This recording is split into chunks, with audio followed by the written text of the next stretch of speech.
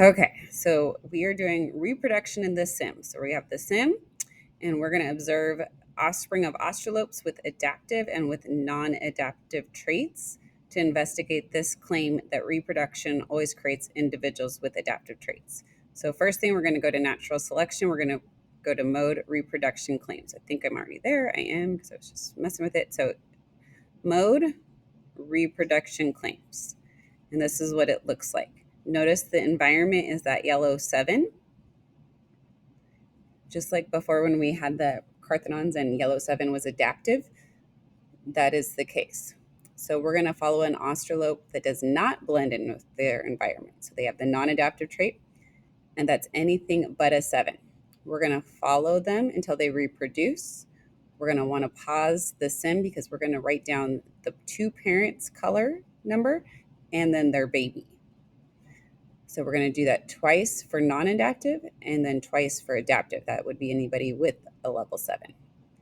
All right, so some things we want to do here is we want to zoom in. And then I'm going to grab this guy because I can tell right now he's not a 7. And then I'm going to press run. And I want to follow until they reproduce. And then I want to press pause. So notice I can see what the other thing I might want to do is actually put it in slow motion. So I can see one parent is a 6. Oops, that's not that one. The other parent was a 6, and they had a 6. So in my doc, I'd put 6, 6, and their baby was a 6. All right. So now I'm going to do an example of a yellow 7, one with the adaptive trait. So I'm going to zoom out a little bit.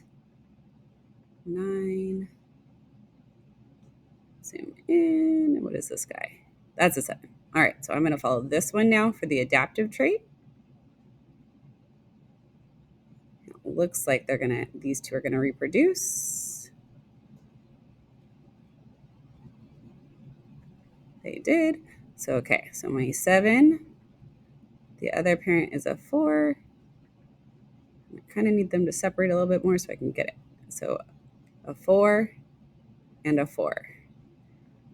So my second one was a 7 with a 4 and a 4. So notice both parents don't have to be adaptive. Only one of them was adaptive.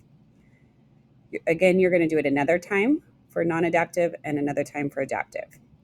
How many offspring did you observe with the adaptive? If I was basing it on this, it would be 0. But if I had one with a 7, so how many did you have? And then is your claim supported or refuted? So here's the claim, support or refute. If you're doing the non-adaptive traits and you're noticing that they all die, go back to build and get them all back and follow them again, because that sometimes can happen. All right, get the assignment done.